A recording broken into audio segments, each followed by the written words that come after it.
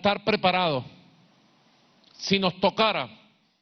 अगर हमें एक गणराज्य के तौर पर अपने आज़ादी दिलाने वालों की इस विरासत की रक्षा के लिए हथियार उठाने पड़े तो हम जीतने के लिए तैयार हैं। De los libertadores y libertadoras. आपने अभी अभी वेनेजुएला के राष्ट्रपति निकोलस मादुरो का ऐलान सुना। वो कह रहे हैं कि हम जीतने के लिए तैयार हैं, अपनी विरासत की हिफाजत के लिए हथियार उठाने को तैयार हैं। इस ऐलान से पहले उन्होंने कानून पर हस्ताक्षर किए जिसके तहत सेना के नए दस्ते बनाए गए, नागरिकों और सरकारी कर्मचारियों को शामिल करने की छूट मिली। मादुरो ने बाकायदा एक प्लान बनाया है जिसे नाम दिया है इंडिपेंडेंस प्लान 200। इसके तहत सेना, पुलिस और बोलिवेरियन मिलिशिया सबको कंधे से कंधा मिलाने को कहा गया है। बोलिवेरियन मिलिशिया जनता की फौज है। इसे वेनेजुएला के पूर्व राष्ट्रपति ह्यूगो चावेज ने बनाया था। मादुरो सरकार का कहना है कि अब हमारे 80 लाख लड़ाके तैयार हैं। ये प्लान क्यों तैयार हो रहा है? दरअसल डोनाल्ड ट्रंप के अमेरिका का सामना करने के लिए ये प्लान बनाया गया है। क्यों? क्योंकि वेनेजुएला के इर्द गिर्द अब अमेरिकी नौसेना के बेड़े हैं।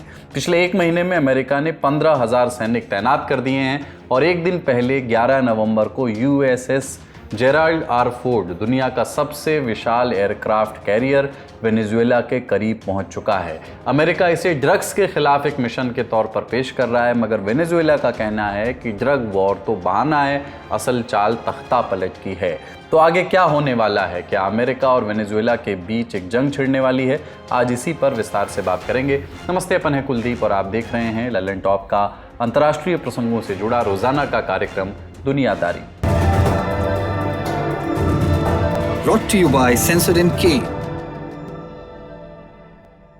अभी लेके आए सेंसोडेंट के। टूथ का करंट गॉन तो लाइफ का करंट ऑन। भारत में बैठकर वेनेजुएला और कैरेबियन ये नाम कानों को दूर दराज के इलाके के लग सकते हैं, लगेंगे ही। नक्शे पर देखें तो दुनिया के दूसरे कोने पर हैं। नई दिल्ली या मुंबई से वेनेजुएला की राजधानी कैराकस की हवाई दूरी 14,000 किलोमीटर से ज़्यादा है। हवाई जहाज़ 30 से 40 घंटे ले लेता है। इसलिए इस लड़ाई को समझने के लिए आपको नक्शे को अमेरिका के नज़रिए से देखना होगा।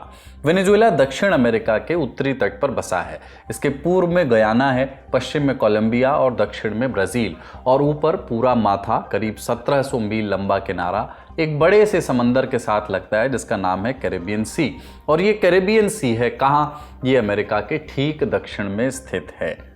ये भूगोल ही नियति तय करता है। वेनेजुएला के तट से अमेरिका के मियामी शहर की हवाई दूरी लगभग 3200 किलोमीटर है। अमेरिकी विदेश मंत्रालय कैरेबियन इलाके को अमेरिका का तीसरा बॉर्डर समझता है, कहता भी है। कैरेबियन को स्ट्रेटेजिकली बहुत ज़रूरी माना जाता है, यहीं से अमेरिका में घुसने का रास्ता भी है। उन्हें लगता है कि ये ड्रग्स, माइग्रेंट्स, हथियार और दूसरी गैर कानूनी चीज़ों के लिए एक रास्ता हो सकता है। कैरेबियन में ज़रा सी भी गड़बड़ या किसी दुश्मन देश की मौजूदगी को अमेरिका अपने देश के लिए आर पार का खतरा मानता है। तो आज हम इसकी बात क्यों कर रहे हैं? क्योंकि 11 नवंबर को अमेरिका ने अपना सबसे बड़ा एयरक्राफ्ट कैरियर कैरेबियन सी में भेज दिया, यूएसएस जेराल्ड आर फोर्ड। अब आप कहेंगे कि ये क्या है, तो इसकी तस्वीर आप देखिए। ये दुनिया का सबसे बड़ा और सबसे एडवांस्ड एयरक्राफ्ट कैरियर है। इस पर 4000 से ज़्यादा फौजी तैनात हैं, दर्जनों लड़ाकू विमान हैं जो किसी भी वक्त उड़ान भर सकते हैं। और तो और ये कैरियर अकेला नहीं चलता, इसके साथ साथ हमला करने के लिए पूरा लाव लश्कर है। आसपास गाइडेड मिसाइल डिस्ट्रॉयर हैं, मिसाइल डिफेंस संभालने के लिए भी इंतज़ाम हैं। इस जहाज़ के आने से लैटिन अमेरिका और कैरेबियन इलाके में तैनात अमेरिकी फ़ौजियों की तादाद अब 15,000 हो गई है। ये जमावड़ा अगस्त 2025 से धीरे धीरे चल रहा था, बढ़ रहा था। F-35 लड़ाकू विमान, न्यूक्लियर पनडुब्बी और B-52 बॉम्बर पहले ही भेजे जा चुके थे। कम से कम 8 दूसरे छोटे एयरक्राफ्ट कैरियर भी पहले ही पहुंच चुके हैं। अब ये कोई रूटीन गश्त नहीं है। पिछले 35 साल में अमेरिका ने इस इलाके में इतनी बड़ी फौज इकट्ठी नहीं की थी। आखिरी बार इतनी ताकत 1989 में दिखी थी। और 89 में क्या हुआ था? एक मिलिट्री ऑपरेशन जिसका कोड नेम था ऑपरेशन जस्ट कॉज। इतिहास का ये कनेक्शन आज के खतरे को समझने के लिए ज़रूरी है। ऑपरेशन जस्ट कॉज पनामा पर अमेरिका का फुल स्केल हमला था।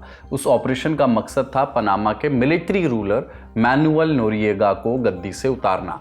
1989 के हमले से पहले अमेरिका ने कहा था कि नोरिएगा ड्रग्स के धंधे में शामिल हैं। और अब 2025 के जमावड़े के लिए भी आधिकारिक तौर पर ऐसा ही तर्क दिया गया है। टीम ट्रंप का कहना है कि हमारी जंग ड्रग्स के खिलाफ है, किसी देश के खिलाफ नहीं है। लेकिन हकीकत क्या है? ड्रग्स के खिलाफ ये मिशन अमेरिका के पुराने मिशन से अलग है। पहले के मिशंस में नामों को पकड़ा जाता था और तस्करों को अरेस्ट किया जाता था, लेकिन इस बार हवाई बमबारी करके उन्हें उड़ाया जा रहा है। पहला हमला 1 सितंबर को हुआ। उस अटैक के बाद से अमेरिका ने 20 अलग अलग नामों पर कम से कम 19 जानलेवा स्ट्राइक्स की हैं। मरने वालों की संख्या 76 तक पहुंच गई है। हर बार ट्रंप लगभग एक सी भाषा में इन हमलों के लिए वीडियो ट्रुथ सोशल पर पोस्ट करते हैं। शान से बताते हैं कि हमने इतने कथित ड्रग तस्करों को मार दिया। हम कथित क्यों कह रहे हैं? क्योंकि अमेरिका ने अब तक कोई सबूत नहीं दिया है कि जिन 19 नामों को उड़ाया गया बम से हवाई हमलों में, उनमें सच में ड्रग्स थे, और जो 76 लोग मारे गए हैं वो वाकई ड्रग्स के धंधे में शामिल थे। इसका सबूत अब तक नहीं मिला है। ट्रंप की इस पॉलिसी पर दुनिया भर में जो है आलोचना हो रही है। यूनाइटेड नेशंस के ह्यूमन राइट्स एक्सपर्ट्स ने इसे गैर कानूनी करार दिया है। लेकिन सबसे तगड़ा झटका ब्रिटेन से आया है। CNN की एक रिपोर्ट में कहा गया है कि ब्रिटेन ने इसी वजह से अमेरिका से इंटेलिजेंस शेयरिंग बंद कर दी है। कोलंबिया ने भी ऐसा ही किया है। दशकों से कोलंबिया ड्रग्स की लड़ाई में अमेरिका का नंबर 1 पार्टनर रहा है। फिर भी कोलंबिया के प्रेसिडेंट गुस्तावो पेट्रो अमेरिका की इस नई पॉलिसी से नाराज हैं। उन्होंने मांग की है कि ट्रंप के खिलाफ वॉर क्राइम्स के लिए जांच हो। अमेरिका और वेनेजुएला के बीच का पंगा नया नहीं है, 25 साल पुरानी खुन्नस है। इसका सबसे फेमस सीन 2006 में UN जनरल असेंबली में दिखा था। तब वेनेजुएला के प्रेसिडेंट थे ह्यूगो शावेज, मादुरो से पहले वाले। वेनेजुएला में खासे मशहूर थे, भयंकर पॉपुलिस्ट और अमेरिका के कट्टर दुश्मन। वो मंच पर आए। ठीक एक दिन पहले उसी मंच से अमेरिकी प्रेसिडेंट जॉर्ज बुश ने भाषण दिया था। शावेज ने पोडियम पर आकर के क्रॉस का साइन बनाया और कहा कि कल यहाँ शैतान आया था, ठीक यहीं पर, और आज भी यहाँ सल्फर यानी गंधक की बदबू आ रही है। ये शावेज मूवमेंट की सोच थी कि अमेरिकी सरकार एक शैतान है, एक नियो इंपीरियलिस्ट साम्राज्यवादी है जो पूरी दुनिया पर कब्जा करना चाहती है। 2013 में ह्यूगो शावेज की मौत हो गई। उनके चुने हुए निकोलस मादुरो ने पावर संभाली। मादुरो को ना तो जनता का उस तरह का सहयोग मिला जैसा कि शावेज को मिलता था, और ना ही उनकी नीतियां वेनेजुएला को तरक्की के रास्ते पर ले गईं। 2018 में वेनेजुएला में राष्ट्रपति चुनाव हुए। मादुरो चुनाव जीते। इसमें विपक्ष के उम्मीदवार थे खुआन गोइदो। गोइदो ने अपने समर्थकों के साथ राजधानी काराकस में प्रदर्शन किया। कहा कि असली जीत तो मेरी हुई, मादुरो ने धांधली करके खुद को जिताया। चुनाव में धांधली वाली प्रदर्शनों को अमेरिका समेत कई और देशों का समर्थन मिला। बाद में गोइदो ने ऐलान कर दिया कि मैं वेनेजुएला का अंतरिम राष्ट्रपति हूं। ब्रिटेन, अमेरिका और यूरोपीय यूनियन समेत दुनिया के लगभग 50 देशों ने गोइदो को वेनेजुएला का राष्ट्रपति मान भी लिया। दुनिया के लिए वेनेजुएला के 2 राष्ट्रपति हो गए। तब ट्रंप का पहला कार्यकाल चल रहा था। ट्रंप ने हर तरह से मादुरो पर कूटनीतिक दबाव बनाया। मादुरो ने जब कुर्सी नहीं छोड़ी तो प्रतिबंध लगाए। वेनेजुएला की अर्थव्यवस्था पर इसका बहुत बुरा असर पड़ा, लेकिन मादुरो कुर्सी पर थे। 2020 में ट्रंप चले गए, 2024 में फिर से आए। मादुरो अब भी वहीं हैं। ट्रंप आए तो उन्होंने ड्रग्स के खिलाफ मैक्सिमम प्रेशर पॉलिसी शुरू की। उनकी टीम ने कहना शुरू किया कि वेनेजुएला एक नार्को स्टेट है, सरकार ड्रग तस्करों के साथ मिली हुई है और उस पूरे गिरोह के नायक खुद राष्ट्रपति मादुरो हैं, ऐसा आरोप लगाया। ट्रंप टीम ने मादुरो के नाम पर लगा हुआ इनाम भी बढ़ा दिया, उसकी रकम। पहले ये $15 मिलियन थी, बाद में इसे $50 मिलियन कर दिया गया, जिससे वो ड्रग रोकथाम के लिए लगाए गए, कहीं भी पूरी दुनिया में लगाए गए इनाम की लिस्ट में मोस्ट वांटेड शख्स बन गए। तो अब हम नवंबर 2025 में क्या देख रहे हैं? क्या ये ड्रग्स के खिलाफ अभियान है या मादुरो को हटाने की कोशिश? जानकार ये भी कहते हैं कि अमेरिका की नज़र वेनेजुएला के ऑयल रिजर्व पर भी है। वेनेजुएला के पास सऊदी अरब से ज़्यादा तेल है। यहाँ एक पेच है, अगर वेनेजुएला दुनिया के सबसे बड़े सोने के ढेर पर बैठा है तो उसकी इकॉनमी पूरी तरह बर्बाद क्यों हो गई? दरअसल वेनेजुएला का कच्चा तेल सऊदी के तेल जैसा हल्का नहीं है, थोड़ा एक्स्ट्रा हैवी है, गाढ़ा और चिपचिपा है, जिसे निकालना और प्रोसेस करना मुश्किल है। इसे पेट्रोल बनाने के लिए खास रिफाइनरीज की ज़रूरत होती है। दशकों तक इसका मेन मार्केट और रिफाइनिंग सेंटर अमेरिका था। दोनों इकॉनमी एक दूसरे में फंसी हुई थी, उलझी हुई थी। ये सिस्टम वेनेजुएला की सबसे बड़ी ताकत और सबसे बड़ी कमजोरी था। लेकिन जब अमेरिका का मैक्सिमम प्रेशर कैंपेन शुरू हुआ तो इसी सिस्टम को टारगेट किया गया। इसके बाद वेनेजुएला दुनिया के सबसे बड़े तेल भंडार के साथ अकेला रह गया। हालांकि इसका एक उल्टा असर भी हुआ है। इसने वेनेजुएला को अमेरिका के 3 सबसे बड़े दुश्मनों की गोद में धकेल दिया, रूस, चीन और ईरान। चीन वेनेजुएला की इकोनॉमी की लाइफलाइन है। उसने वेनेजुएला को $60 बिलियन से ज़्यादा की फाइनेंसिंग दी है। इससे चीन को अमेरिका कंट्रोल के बाहर सस्ता तेल मिलता है और मादुरो सरकार को जिंदा रहने के लिए फंड मिलता है। इसके अलावा जब अमेरिका ने वेनेजुएला की रिफाइनरीज को पंगु बना दिया तब ईरान ने कदम रखा। ईरान ने वेनेजुएला को ईंधन के टैंकर भेजने शुरू किए। रूस वेनेजुएला का मिलिट्री गारंटर है, उसने वेनेजुएला को $4 बिलियन से ज्यादा के हथियार बेचे हैं। मई 2025 में पुतिन और मादुरो ने एक नई मिलिट्री डील भी साइन की। अमेरिकी मिलिट्री की ताकत के सामने वेनेजुएला का जवाब क्या है? मादुरो ने अपनी जमीन, समंदर और हवा की फौज को तैनात करने का ऑर्डर दिया है। वेनेजुएला के रक्षा मंत्री ने 10 नवंबर को ऐलान किया कि देश की सेना फुल ऑपरेशनल रेडीनेस पर रखी जाएगी, यानी जंग के लिए तैयार। ये मादुरो के इंडिपेंडेंस प्लान 200 का हिस्सा है, जिसके तहत हाल के हफ्तों में वेनेजुएला ने आम नागरिकों को मिलिट्री ऑपरेशंस के लिए ट्रेन करना भी शुरू कर दिया था।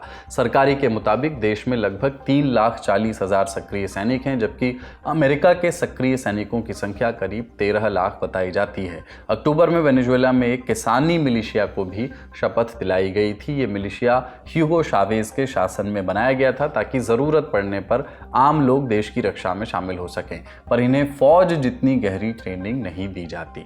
रिपोर्ट्स के मुताबिक वेनेजुएला की वॉर प्लानिंग ये मानकर के की जा रही है कि अगर जरूरत पड़ी तो अमेरिका जमीनी हमला कर सकता है। उस संभावित हमले का सामना करने के लिए देश ने खुलेआम कुछ रणनीतियां परखनी शुरू कर दी हैं। वेनेजुएला गुरिल्ला शैली की लड़ाई के विकल्प पर विचार कर रहा है, यानी छोटे छोटे फ्लेक्सिबल सैनिकों के ग्रुप्स जो छिप करके अचानक हमले करते हैं। इसके अलावा वेनेजुएला छोटे सैन्य यूनिट्स को देश के 280 से ज़्यादा जगहों पर भेजने की तैयारी में है, ताकि अगर बड़े हमला होता है उसके बाद भी देश भर में फैल करके एक लंबी लड़ाई में अमेरिका को घसीटा जा सके।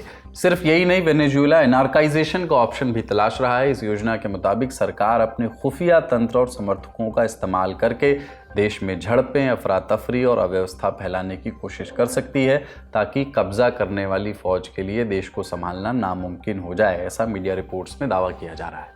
अब बढ़ते हैं दिन की दूसरी बड़ी खबर की ओर, लेकिन उसके पहले कुछ तस्वीरें देखिए। Doors are opening up. They're going through.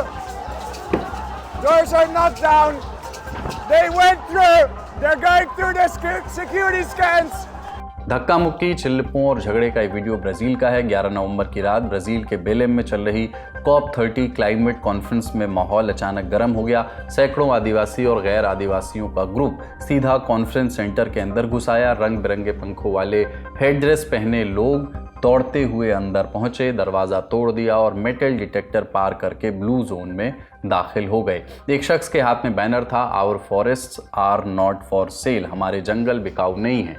कुछ लोगों की टी शर्ट पर लिखा था जनटोज, मतलब एक साथ। उन्होंने नारे लगाए, बैनर लहराए, तब तक जब तक कि उन्हें ज़बरदस्ती बाहर नहीं निकाला गया। पूरे वेन्यू पर अफरा तफरी मच गई। प्रदर्शनकारी और सिक्योरिटी गार्ड दोनों एक दूसरे पर प्लास्टिक की छोटी छोटी बाल्टियां और डिब्बे फेंकते नजर आए। एक गार्ड के सिर से खून निकल रहा था, लेकिन सफ़ेद कॉलर वाले सूट बूट पहने डिप्लोमेट्स की मीटिंग में इन आदिवासियों का काम क्या था, ये किस बात का विरोध कर रहे थे और इसका COP30 से कनेक्शन क्या है, ये आपको बताते हैं थोड़ा विस्तार से। शुरुआत ब्राज़ील में हो रहे COP30 समिट से। 200 देशों के लोग इस वक्त ब्राज़ील के बेलेम शहर में जुटे हैं, जो क्लाइमेट, ग्रीन हाउस गैस और दुनिया के बढ़ते तापमान जैसे भारी भरकम मुद्दों पर चर्चा कर रहे हैं। कॉन्फ्रेंस 10 से 21 नवंबर तक चलने वाली है। इस बार का COP30 समिट इसलिए भी खास है क्योंकि ये ब्राज़ील में हो रहा है, यानी अमेज़न के दिल में, वो जंगल जो पूरी दुनिया के मौसम को बैलेंस रखने की सबसे बड़ी ढाल है। लेकिन COP समिट होता क्या है और इसे बनाने की ज़रूरत क्यों पड़ी, इसके लिए इतिहास के कुछ पन्ने पलटते हैं। 60 के दशक की बात है। दूसरा विश्व युद्ध खत्म हुए करीब 1.5 दशक बीत गए थे। अमेरिका और सोवियत संघ में वर्चस्व की लड़ाई चल रही थी, वही जिसे विद्वान कोल्ड वॉर कहते हैं। इस बीच यूरोप में इंग्लैंड, जर्मनी और आसपास के कई देशों में इंडस्ट्रीज जोरों पर थीं, फैक्ट्रियां धुआं उगल रही थीं और ये पूरा सिस्टम कोयले और तेल पर चल रहा था। शहरों में स्मॉग से लोग परेशान हुए, तो क्या किया गया? बड़ा ही देसी जुगाड़ निकला, लंबी लंबी चिमनियां बना दो ताकि धुआं ऊपर उड़ जाए, शहर साफ दिखने लगे। पर असल गंदगी हवा में उठकर पड़ोसी देशों के सिर पर जा गिरी, क्योंकि यूरोप में हवा का रुख ज़्यादातर पश्चिम से पूरब की ओर होता है। तो इंग्लैंड और यूरोप की फैक्ट्रियों का धुआं सीधा स्कैंडिनेविया यानी स्वीडन, नॉर्वे, फिनलैंड तक पहुंच गया।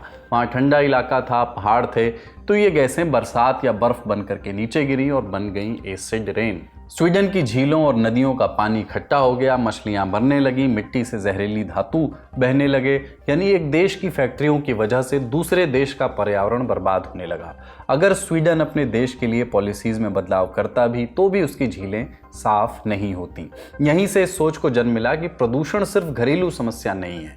स्वीडन के राजनयिक स्वेरकर ओस्ट्रॉम ने 1968 में यूएन से कहा कि अब वक्त आ गया है कि पूरी दुनिया इस पर बात करे। फिर 1972 की स्टॉकहोम कॉन्फ्रेंस हुई, 114 देश उसमें जुटे और नारा दिया गया ओनली वन अर्थ। 1992 में ब्राजील के रियो डी जेनेरियो में पहला अर्थ समिट हुआ। वहीं से निकला UNFCCC, यानी वो समझौता जिसने जलवायु परिवर्तन पर वैश्विक बातचीत की बुनियाद रखी। इसमें कहा गया कि सबको मिलकर के काम करना है, लेकिन जो अमीर देश ज़्यादा प्रदूषण करते आए हैं उन्हें ज़्यादा जिम्मेदारी लेनी होगी। 1995 में पहली बार सभी देश कॉन्फ्रेंस ऑफ पार्टीज के पहले सेशन यानी COP1 के लिए बर्लिन में मिले। यहीं से COP समिट्स की शुरुआत हुई। ये तो इतिहास हो गया, लेकिन अगर COP के सदस्य क्लाइमेट और पृथ्वी को बचाने जैसे अहम मकसदों के लिए काम करते हैं तो विरोध क्यों हो रहा था फिर वहां पर? इस पूरे हंगामे की जड़ एक ही नारा था, they can not decide for us without अस, यानी हमारे बारे में हमारे बिना फैसले नहीं लिए जा सकते। आदिवासी समुदायों को लगता है कि उनकी आवाज़ें अनसुनी की जा रही हैं। वो चाहते थे कि उन्हें सीधे बातचीत की मेज़ पर जगह मिले ताकि अपनी मांगें वो खुद रख सकें। एक एक्टिविस्ट ने कहा कि हम अंदर इसलिए गए क्योंकि COP तो खत्म हो जाएगा लेकिन तबाही जारी रहेगी। उन्हें गुस्सा इस बात पर भी था कि बेलेम में इस कॉन्फ्रेंस के लिए अरबों रुपए झोंक दिए गए, जबकि वही पैसा उनके इलाकों में स्कूल, अस्पताल और जंगलों की सुरक्षा पर लग सकता था। ये जगह डिप्लोमेटिक दिखावे की निशानी बन गई है, ऐसा उनका आरोप है। दरअसल ब्राजील सरकार ने 11 दिन के इस इवेंट के लिए पूरा नया शहर जैसा कॉन्फ्रेंस कॉम्प्लेक्स खड़ा कर दिया, शानदार होटल्स, हाईटेक सुविधाएं, जबकि दूसरी तरफ आदिवासी इलाकों में बुनियादी ज़रूरतों की भारी कमी है। तो इन आदिवासियों की मांगे क्या हैं, एक एक करके वो भी जान लीजिए। पहली, जमीन के अधिकार और सुरक्षा। प्रदर्शनकारियों के बैनर पर लिखा था our land is not for sale, यानी हमारी जमीन बिकाऊ नहीं है। उनकी सबसे बड़ी मांग थी कि अपनी जमीनों पर खुद का हक और बाहरी कब्जों से मुक्ति। दूसरा है खतरनाक इंडस्ट्रीज से आज़ादी। इसके 3 हिस्से हैं। जंगलों को काटकर गायों के लिए चरागाह बनाना अमेजॉन में पेड़ों की कटाई का सबसे बड़ा कारण है। Oil exploration. लूला सरकार की अमेजॉन नदी के मुहाने पर तेल खोजने की योजना को उन्होंने जलवायुवादियों से गद्दारी बताया। सोने की गैरकानूनी खनन से नदी का पानी जहरीला हो रहा है, बीमारियां बढ़ रही हैं। आदिवासियों की असली मांग है बड़े इंफ्रास्ट्रक्चर प्रोजेक्ट्स पर रोक। नई सड़कें और बांध बनते हैं तो जंगलों का रास्ता खुल जाता है, लकड़ी माफिया, खनिज और जमीन कब्जाने वाले पहुंच जाते हैं। लूला सरकार का एक हाईवे प्रोजेक्ट है ब्राजील सरकार का जो सीधे अमेजॉन के जंगल के बीच से गुजरेगा, इसका भी विरोध हो रहा है। उनकी आखिरी और सबसे अहम मांग, अमेजॉन की नीतियों में उन्हें बराबरी से सुना जाए, क्योंकि जंगल बचाने की लड़ाई में वही लोग सबसे आगे हैं जो पीढ़ियों से वहां रहते आए हैं। यानी पूरी लड़ाई अमेजॉन के जंगलों को बचाने की है। इसी के लिए COP30 समिट हो रहा है और इसके लिए ही समिट में नारेबाजी और गुत्थम गुत्थी भी हुई। तो ये अमेजॉन जंगल इतने ज़रूरी क्यों हैं? अमेजॉन के जंगल दुनिया का सबसे बड़ा रेन फॉरेस्ट है। इसका एरिया 69 लाख स्क्वायर किलोमीटर है, जो भारत के क्षेत्रफल से करीब 2 गुना है। ये जंगल साउथ अमेरिकी कॉन्टिनेंट के 9 देशों में फैले हैं। यहाँ बहने वाली अमेजॉन नदी वॉल्यूम के हिसाब से दुनिया की सबसे बड़ी नदी है। 6400 किलोमीटर लंबी ये नदी दुनिया का 20% मीठा पानी ले जाती है। अमेजॉन के जंगलों में पेड़ पौधों की 80,000 और जीवों की 25 लाख प्रजातियां होने का अनुमान है। दुनिया के कुल वाइल्ड लाइफ का 10% यहाँ पाई जाती हैं। यहाँ दुनिया में सबसे ज़्यादा करीब 350 आदिवासी समूह रहते हैं। यहाँ लगभग 300 इंडिजिनस भाषाएं बोली जाती हैं। 2020 में ब्राज़ील में अमेजॉन के जंगलों की कटाई 12 साल में सबसे ज़्यादा रही। इसके पीछे खेती, मवेशियों को चराना, सड़क, रेलवे और बांधों का निर्माण और गैर कानूनी खनन अहम वजह रहीं। अब तक 20% से ज़्यादा अमेजॉन जंगल को काटा जा चुका है। कुछ वैज्ञानिकों का मानना है कि अगर सिर्फ 5% रेन फॉरेस्ट और कम हुआ तो अमेजॉन के जंगल खुद को बचा नहीं पाएंगे। आदिवासियों के प्रदर्शन और वाइट कॉलर वाले डिप्लोमेट्स की बैठक के बाद अमेजॉन के भविष्य पर क्या फैसला होगा ये तो वक्त ही बताएगा, पर जो भी होगा वो आप तक लेकर के आएंगे। आज का दुनियादारी यहीं समाप्त होता है। अपना और अपनों का ख्याल रखिए। शुक्रिया, शुभ रात्रि। सुनिए, पास आइए। देखिए, 2 तरीके हैं, या तो कहें हम अपनी बात ढेर सारी राइमिंग के साथ, पर पहले म्यूजिक बंद कर दीजिए। दूसरा तरीका, 3 तारीख याद रखनी है, 21, 22 और 23 नवंबर 2025, और जगह major Dhyan Chand national stadium Delhi. यहाँ हर साल की तरह फिर जमेगा लल्लन टॉप अड्डा। और कौन आएगा?